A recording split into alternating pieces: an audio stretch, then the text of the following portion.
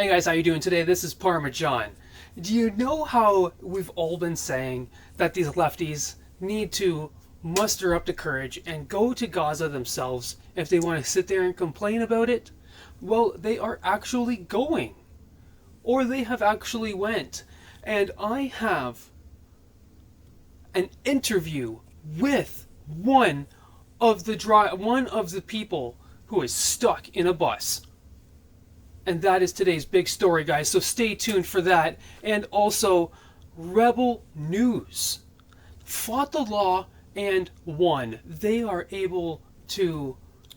Rebel News has sued Mark Carney to be able to get into the G7 and won, guys. That is great, and we're going to get into that. And also, Pierre has started a podcast. And we're going to talk about that because, I've been wanting to talk about it, and Mr. Sunshine Baby wrote quite a scathing tweet. So we're going to go over that, and we're going to express our thoughts and maybe get into the comment section down below about it, because this is a pivotal moment for the Conservatives at this point in time. They're at their lowest they've been in a long time. So, stay tuned, folks, for the ride. This is Niagara Due North. You're about to hear some important stuff.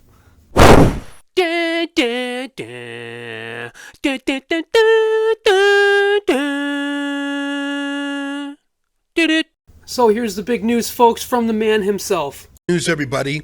Mark Carney's lawyers just blinked and agreed to allow Rebel News journalists into the G7 summit. Let me give you some background.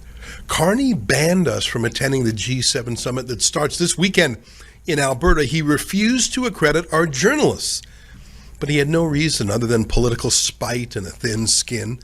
So we did what few independent journalists know how to do. We rushed to court, and I mean rushed.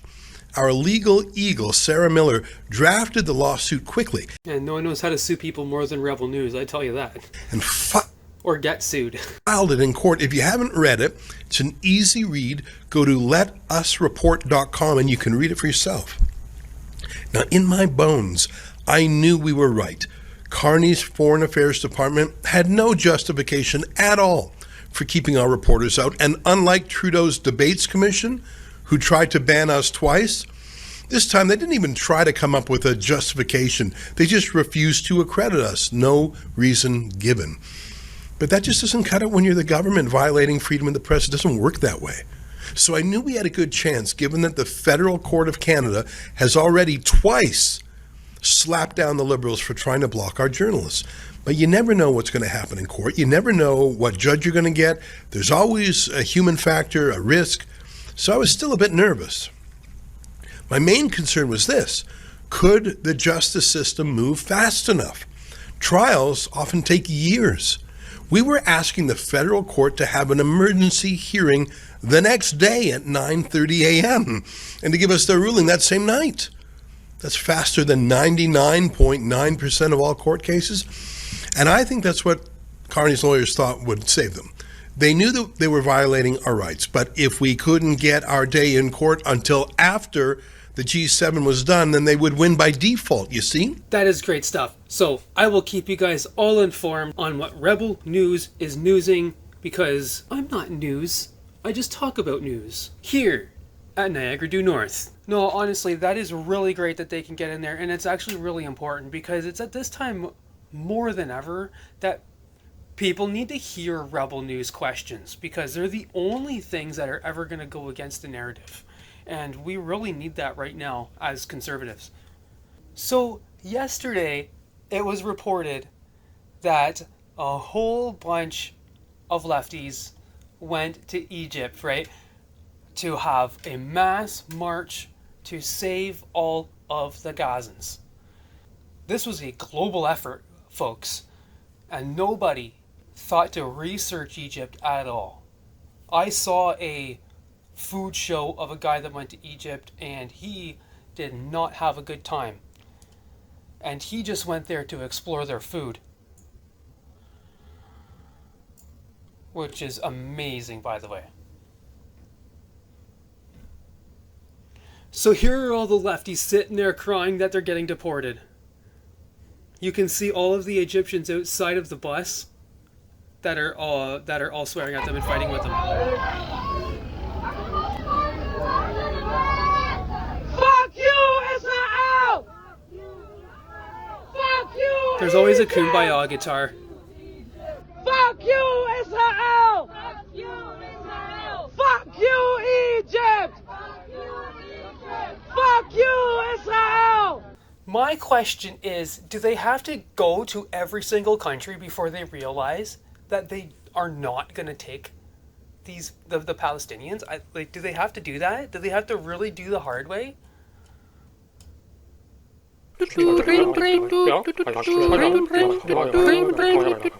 And now, folks, I have for you the heavily edited interview with one of these lefties in Egypt. Let's get right to it, folks.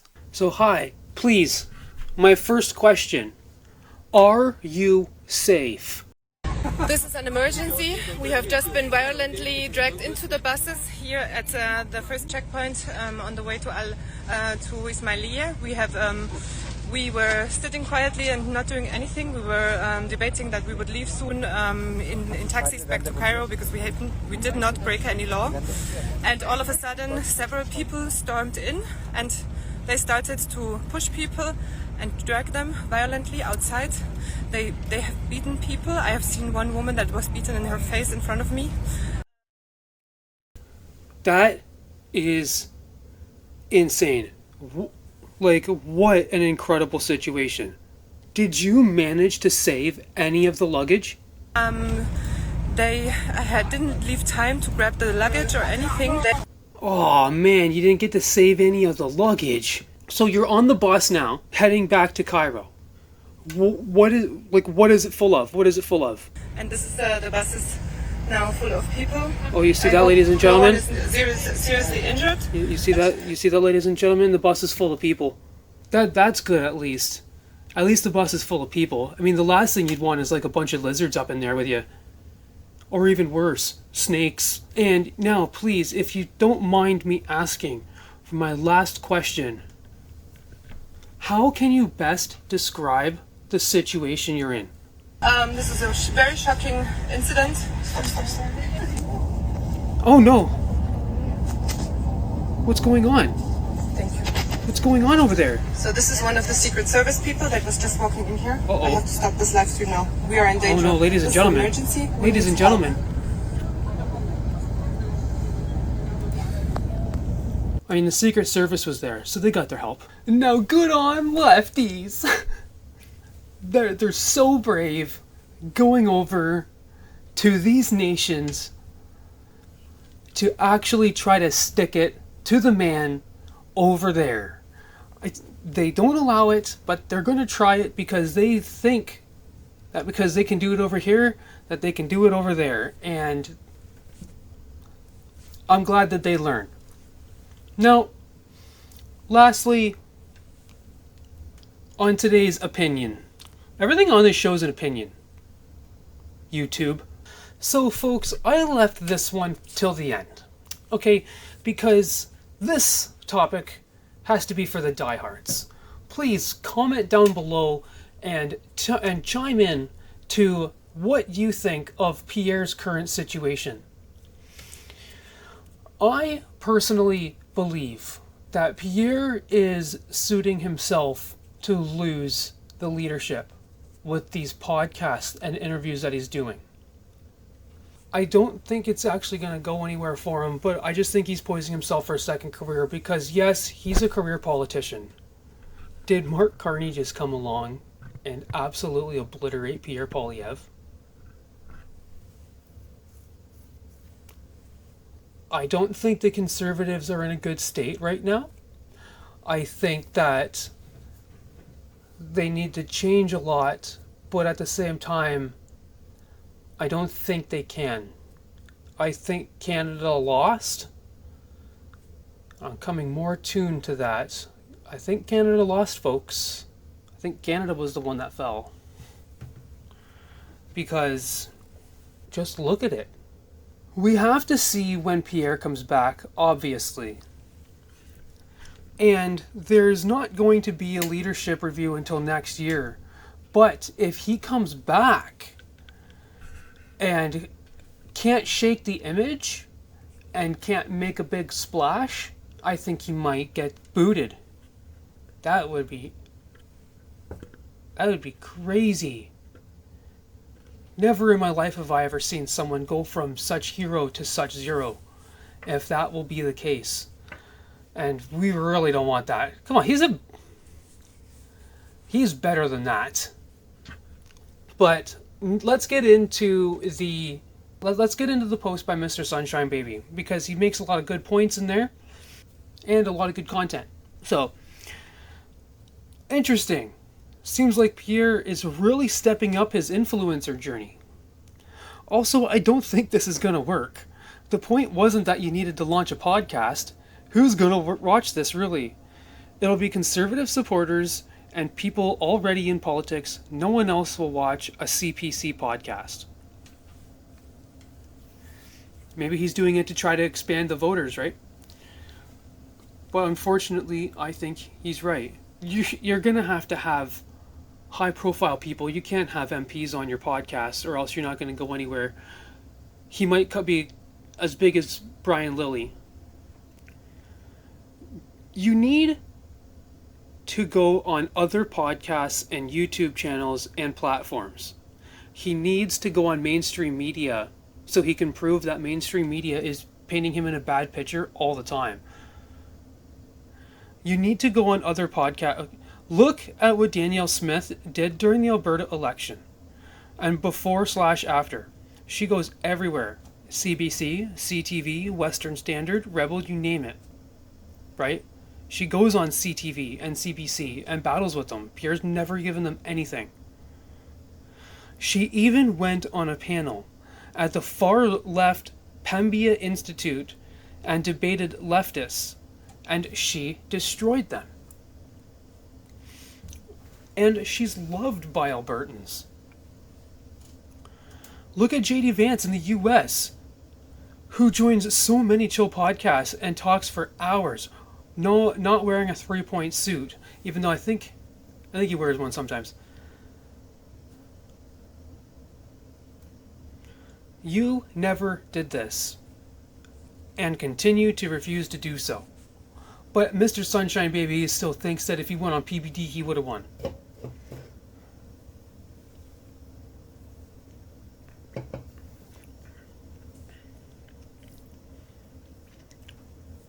There's countless case studies on how conservative leaders across America, Alberta, US, BC, Salvador, were able to win hearts and change minds successfully. Why won't you and your team listen and take lessons from what worked out for them? When will Jenny Byrne stop muzzling conservative MPs and muzzle yourself as well? And muzzling yourself as well, Pierre.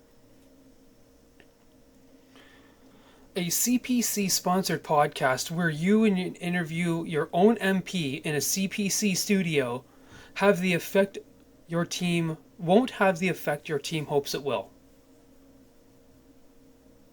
No. Do they expect it to have that kind of impact? I don't think he's expecting to have any kind of impact. I don't know. It's hard to tell. Like, maybe he's just trying to keep some money flowing in. I don't know how the money system works there. Is he still making any money? We need the Conservatives to win. We need Mark Carney and the Liberals to lose so that our country can be great again and common sense can be restored. But to do so, the CPC needs to do a serious change. And that is right. I think they need to pick up God. I will say it. Pierre does not talk about Jesus enough. And guess what, folks? I am not a churchy. But I am going to become one. Comment down below. You want me to document the journey? Maybe I'll make some shorts about it. Now, What kind of changes do the Conservatives need? Chime in down below. We're losing the battle socially. Canada loves... The reason Mark Carney is so loved is that he's fiscally conservative and economically conservative, and he's socially liberal. You just can't get enough of that. That is what people like. And people on the left vote socially. They don't really care about money. They don't really care about economics. As you can see from what's going on. Conservatives need to realize that the things that they're complaining about is a losing battle. They're getting nowhere.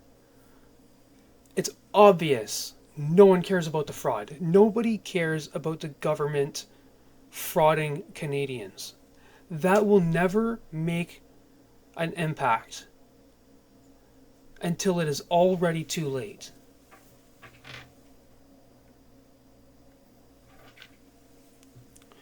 That will never make an impact until it is already too late. So they need to completely switch it up. And they need to tap into the me. They need to tap into me.